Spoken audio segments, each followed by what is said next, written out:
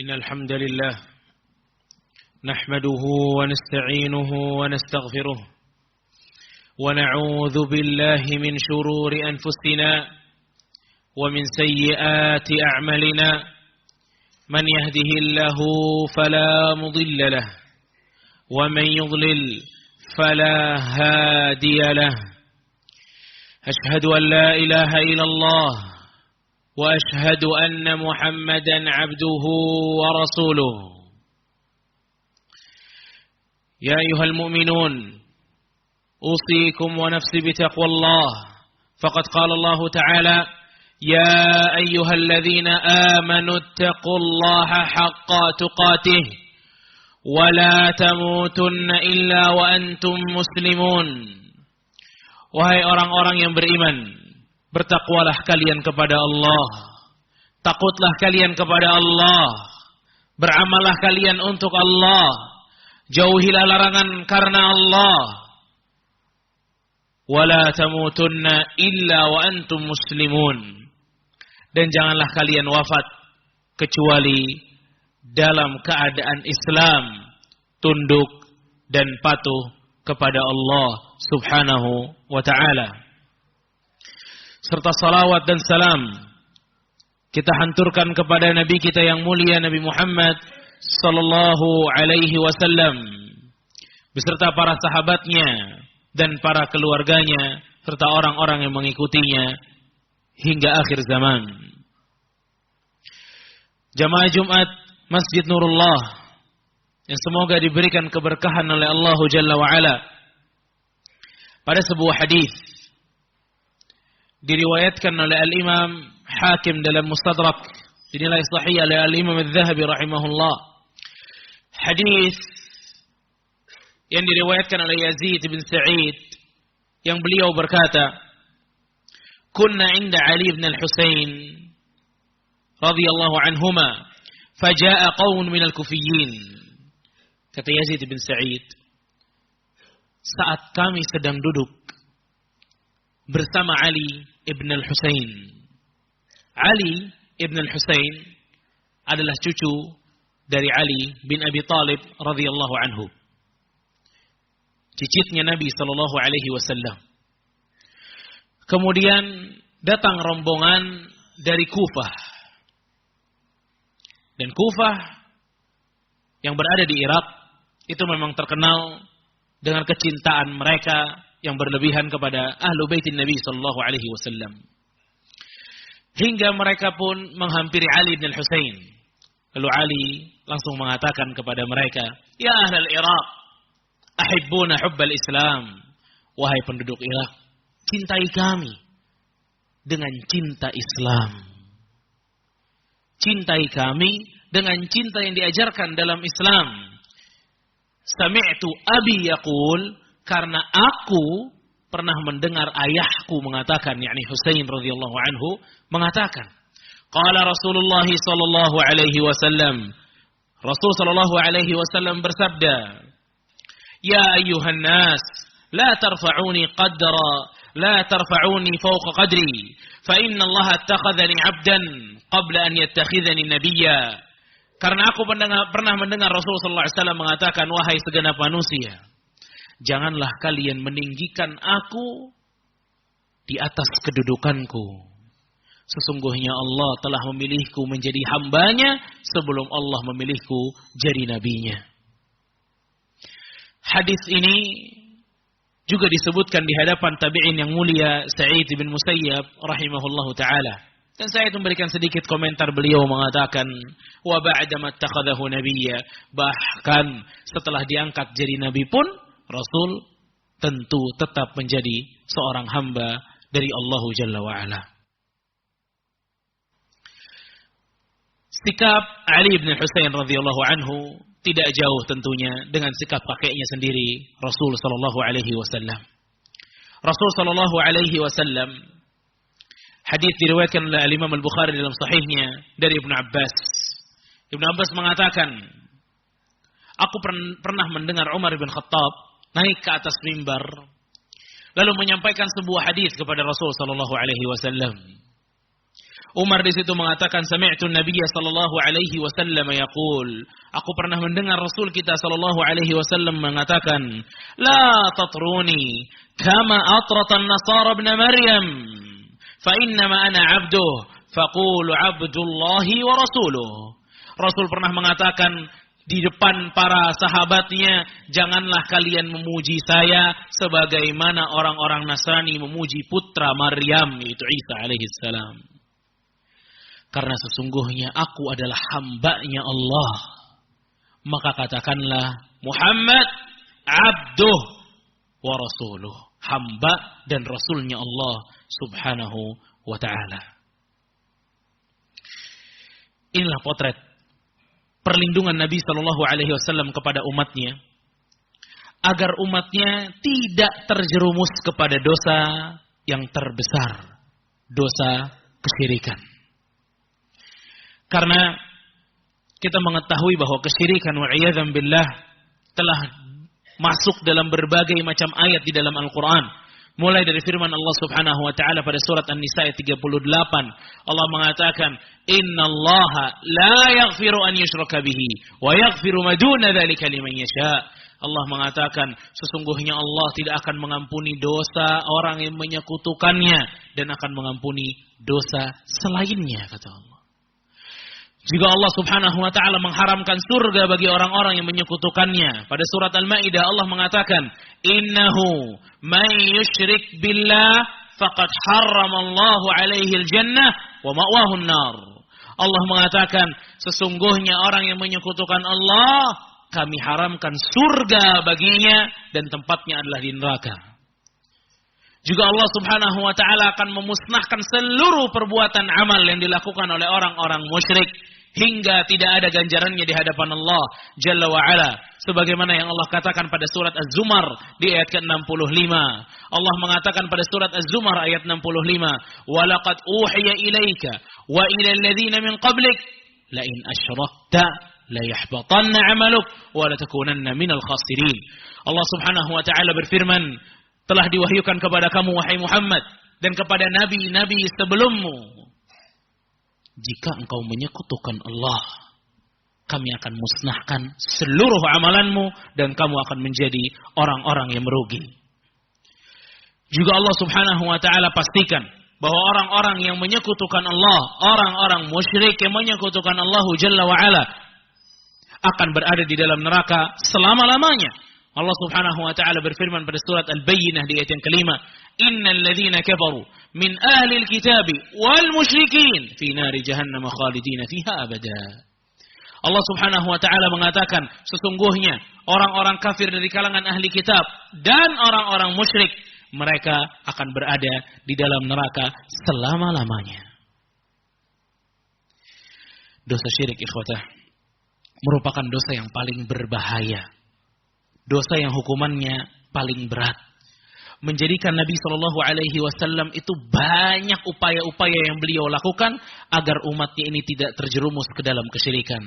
Salah satu upaya Nabi SAW agar kita semua tidak masuk ke dalam dosa terbesar tersebut adalah apa yang kita dengar di awal. Nabi tidak suka ada orang-orang yang berlebih-lebihan dalam memujinya, dalam menyanjungnya. Dan itu Rasul SAW. Rasul benci kalau ada orang-orang yang berani menyamakan kedudukannya dengan kedudukan Allah Jalla wa'ala.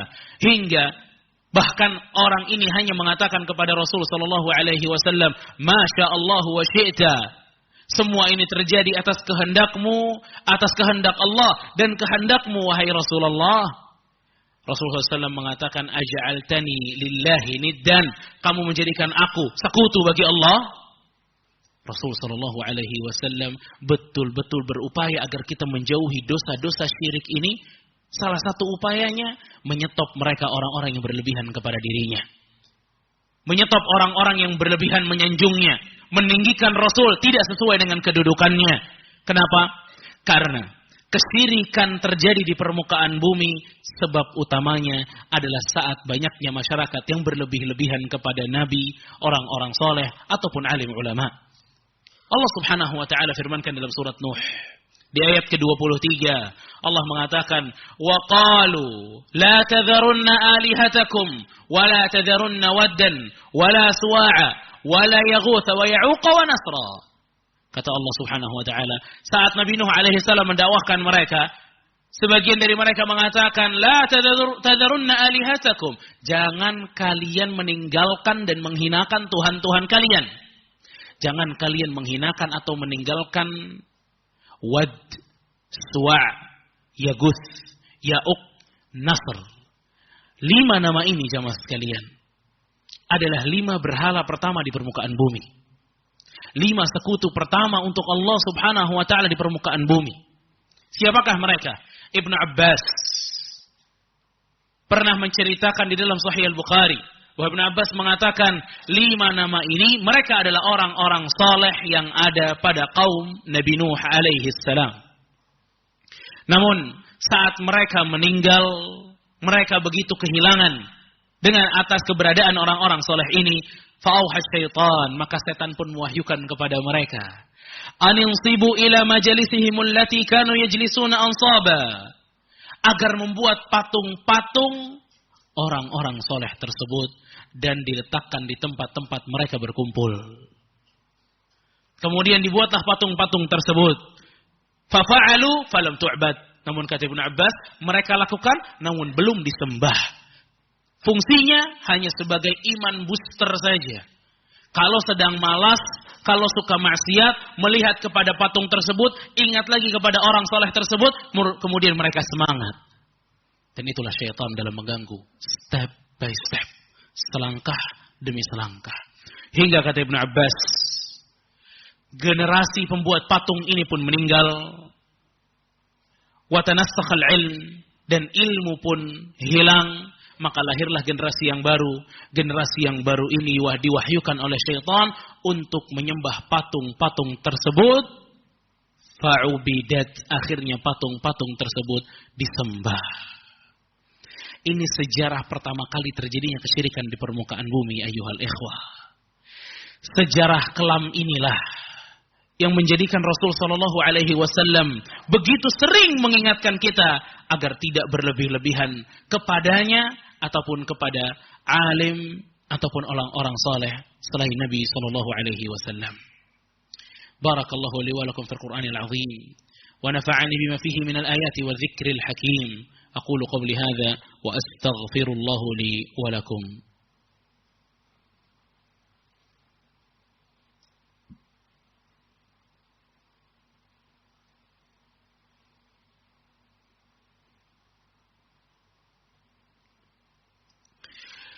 الحمد لله العزيز الغفار الواحد القهار والصلاة والسلام على نبينا مصطفى المختار وعلى آله الأطهار وأصحابه الأبرار. أما بعد أيها الإخوة, Nabi, orang alim, orang saleh itu punya kedudukan yang tinggi di dalam Islam. Tidak boleh kita menyamakan orang-orang saleh, orang alim, apalagi Nabi, para sahabatnya dengan orang-orang awam biasa. Allah pun tidak menyamakan mereka dengan orang-orang awam biasanya. Allah Subhanahu wa taala berfirman, "Qul hal yastawil ladzina ya'lamuna wal ladzina la ya'lamun?" Apakah sama orang-orang yang berilmu dengan orang-orang yang tidak berilmu? Juga Allah Subhanahu wa taala meninggikan mereka dalam firman Allah, "Yarfa'illahu alladhina amanu minkum walladhina utul ilma darajat." Kata Allah Subhanahu wa taala, Allah meninggikan orang-orang yang beriman di antara kalian dan orang-orang yang memiliki ilmu beberapa derajat. Bahkan Rasul kita sallallahu alaihi wasallam mengatakan, "Laisa minna," bukan bagian dari kami. Man lam yujil kabirana wa yarham saghirana wa ya'rif li'alimina haqqah. Kata Rasulullah sallallahu alaihi wasallam, bukan bagian dari kami orang yang tidak menghormati yang tua, tidak menyayangi yang muda, dan tidak kenal dengan haknya para ulama. Inilah Islam, datang dengan menghormati para ulama. Islam datang dengan mencintai para ulama, dengan menghargai para ulama, menghormati orang-orang saleh. Bahkan Rasul sallallahu alaihi wasallam bersabda dalam hadis qudsi, Allah Subhanahu wa taala mengatakan, "Man 'adali waliyan faqad adzantuhu bil harbi." Siapa yang berani memusuhi waliku, kata Allah, aku umumkan perang dengan dirinya. Begitu besar kedudukan mereka. Namun sebesar-besarnya kedudukan mereka, jangan pernah menyamakan mereka dengan Allah Jalla wa Ala. Bahkan jangan pernah menyamakan yang bukan Nabi dengan Nabi SAW. Bahkan jangan pernah menyamakan yang bukan sahabat dengan sahabat Nabi SAW. Semua mereka ada kedudukannya, ada kehormatannya, dan jangan mereka kita gulukan, kita bersikap berlebihan kepada mereka. Hormati Rasulullah, para sahabatnya, dan ulama-ulama yang berjalan di atas manhaj Nabi SAW dan sahabatnya. Sayangilah orang-orang yang beribadah sesuai dengan sunnah Nabi SAW. Cintai mereka, namun jangan lukai mereka dengan sikap berlebihan dan ghulu. Ayuhal ikhwah, Allah Subhanahu wa taala memerintahkan kepada kita satu perintah yang telah Allah melakukannya pertama kali, lalu kemudian memerintahkan malaikat untuk melakukannya, yaitu bersalawat kepada Nabi kita yang mulia alaihi salatu wassalam. Allah Subhanahu wa taala berfirman, "Innallaha wa malaikatahu yusalluna 'alan nabi, ya ayyuhalladzina amanu sallu 'alaihi wa sallimu taslima." Wa qala sallallahu alaihi wasallam, "Man shalla 'alayya salatan wahidah, sallallahu 'alaiha biha asyra." Siapa yang bersalawat kepada Nabi satu kali, niscaya Allah akan bersalawat untuknya 10 kali. Fa usalli wa usallim ala sayyidina wa habibina wa maulana Muhammad ibn Abdullah wa ala alihi wa sahbihi ajma'in. Allahumma ighfir lil muslimina wal muslimat wal mu'minina wal mu'minat al ahya'i minhum wal amwat. إنك قريب مجيب الدعوات يا قاضي الحاجات. اللهم أعز الإسلام والمسلمين، اللهم أعز الإسلام والمسلمين، اللهم أعز الإسلام والمسلمين، ودمر اللهم أعداءك أعداء الدين يا رب العالمين. ربنا ظلمنا أنفسنا وإن لم تغفر لنا وترحمنا لنكونن من الخاسرين. يا حي يا قيوم برحمتك نستغيث، أصلح لنا شأننا كله ولا تكلنا إلى أنفسنا طرفة عين. ربنا هب لنا من أزواجنا وذريتنا قرة أعين واجعلنا للمتقين إماما. يا مقلب القلوب ثبت قلوبنا على دينك، يا مقلب القلوب ثبت قلوبنا على دينك، يا مقلب القلوب ثبت قلوبنا على دينك يا أرحمن يا رحيم يا ذا الجلال والإكرام. ربنا آتنا في الدنيا حسنة وفي الآخرة حسنة وقنا عذاب النار. وصلى الله على نبينا محمد وعلى آله وصحبه أجمعين، وآخر دعوانا عن الحمد لله رب العالمين.